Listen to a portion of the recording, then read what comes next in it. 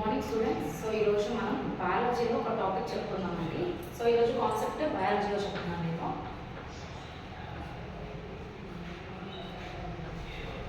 బయాలజీలో agriculture practices టాపిక్ని నేను మీకు చెప్తున్నానండి ఈరోజు.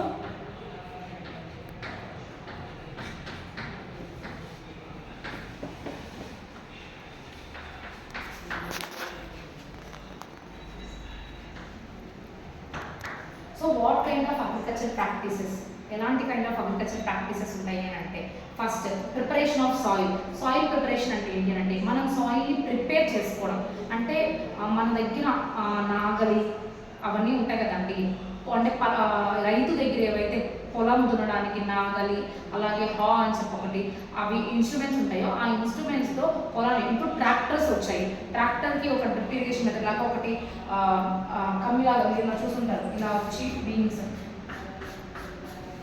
దీంతో పొలాన్ని ఇలా లాగితే అవి కూమ్లాగా వచ్చినట్టు లైన్స్ ఫామ్ అవుతుంది. అవెందుకు? Preparation of soil. మనం విత్తనాలు నాటడానికి ఫస్ట్ స్టెప్ మనం చేసేది ఏంటి అంటే preparation of soil.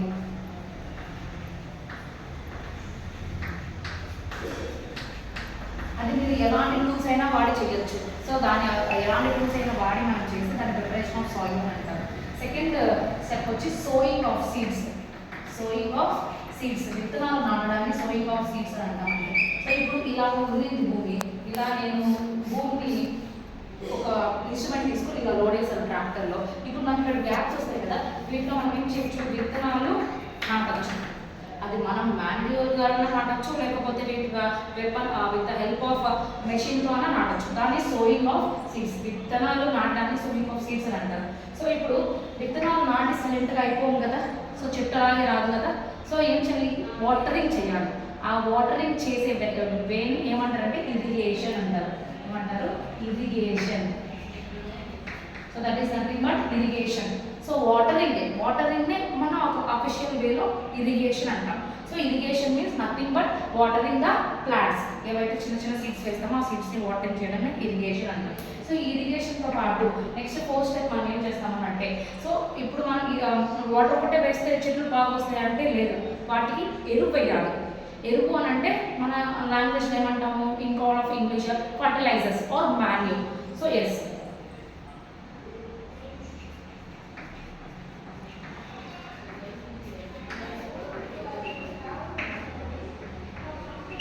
Manure and fertilisers. So మనకి మాన్యూర్ ఫర్టిలైజర్స్ అంతే ముఖ్యం. సో అది ఎలా న్యాచురల్ మాన్యూర్ అవ్వచ్చు, ఆర్టిఫిషియల్ మాన్యూర్ అవ్వచ్చు. సో ఆర్టిఫిషియల్ కంటే న్యాచురల్ని ప్రిఫర్ చేయడం బెస్ట్. సో న్యాచురల్ అంటే మనం ఇప్పుడు మన హౌస్ హోల్డ్లో ఉండే వేస్ట్ కావచ్చు, అంటే కుకింగ్లో ఇప్పుడు టమాటోస్, ఆనియన్స్ అలాంటి వేస్ట్ వస్తుంది, అది మాన్యూర్. అదేవిధంగా ఆవు పేడ, అది ఒక న్యాచురల్ ఫర్టిలైజరే, అలా వేయచ్చు. లేదా ఆర్టిఫిషియల్ వేస్తారు కొంతమంది, చాలా వరకు. ఇప్పుడు వరకు మనం తిన్న ప్రతి ఫుడ్ కల్తీ.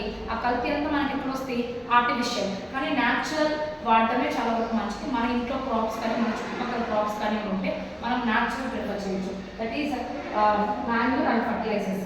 సో వీటితో పాటు మనం ఏం చేస్తాము, ఇప్పుడు అలా నేను చెట్టు పెంచుతాను, ఎరువు వేస్తే అయిపోద్దా, ఇంకేం వద్దా, ఇంకా కావాలి కదా, ఏంటిది, ప్రొటెక్షన్ ఫ్రమ్ వీడ్స్.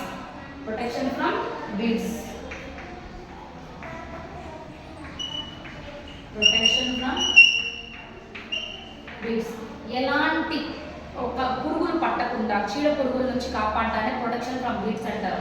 సో ఇప్పుడు సాయిల్ని ప్రిపేర్ చేసుకోవాలి ఫస్ట్. అగ్రికల్చర్ అంటే భూమిని దున్నుకోవడం, ఇవన్నీ దానికి మనం ఎలాంటి వస్తువులు వాడడం, వాటితో పాటు సోయింగ్ ఆఫ్ సీడ్స్, విత్తనాలు నాటడం, అదేవిధంగా వాటికి వాటరింగ్ చేయడం, దాంతోపాటు మాన్యూర్ అండ్ ఫర్టిలైజర్స్, ఎరువుని వేయడం, దీంతో పాటు ప్రొటెక్షన్ ఫ్రమ్ వీడ్స్, పురుగుల నుంచి కాపాడడం.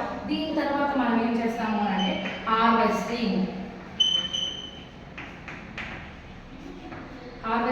హార్వెస్టింగ్ అంటే మనం ఏదైతే పంట పండిస్తామో బాగా దాన్ని మొత్తం కట్ చేస్తారు కదండి. అవి ఇప్పుడైతే మిషన్స్ వచ్చి, అప్పట్లో అయితే వరి కోతలు అని అంటారు. సో ఇలాగ పట్టుకొని క్రాప్స్ని కత్తి పెట్టుకొని ఇలా కట్ చేసేవాళ్ళు.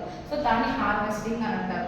ఆ హార్వెస్టింగ్లో ఇంకా టైప్స్ ఉంటాయి, కానీ అంటే ఎలా అంటే వీడింగ్ అని, క్రషింగ్ అని, ఇలాంటివి. అంటే ఎలా అంటే ఇప్పుడు ఫస్ట్ గింజలు తీసుకొస్తారు కదా, కొన్ని రోజులు అవి ఎండలో అలాగా స్టోర్ చేసి ఉంటారు. సో వాటిని దాని తర్వాత ఇలాగ ఒక రాయి ఉంటుంది, ఆ రాయికేసి ఇలా చేస్తారు, అది క్రషింగ్ అంటారు. అంటే ఆ కుప్ప మొత్తం తీసుకొని కుప్పను ఒక చేసుకోవడం దాన్ని క్రషింగ్ అంటారు.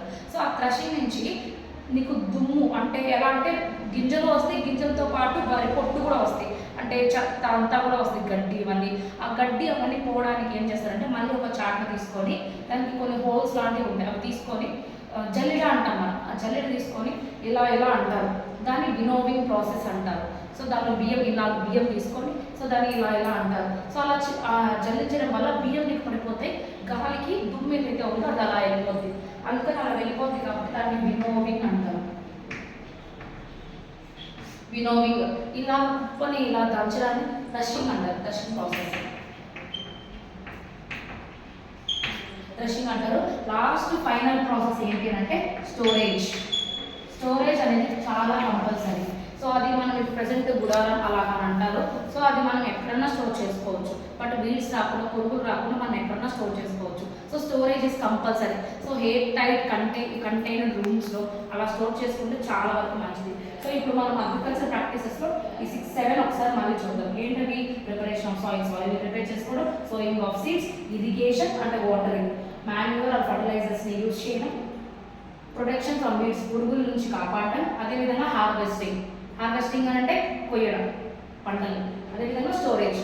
సో మొత్తం చేసిందని ఒక దగ్గర ఎయిర్ టైప్ ప్లేస్లో స్టోర్ చేయడం. These are the different types of agriculture practices which we follow in agriculture. Thank you.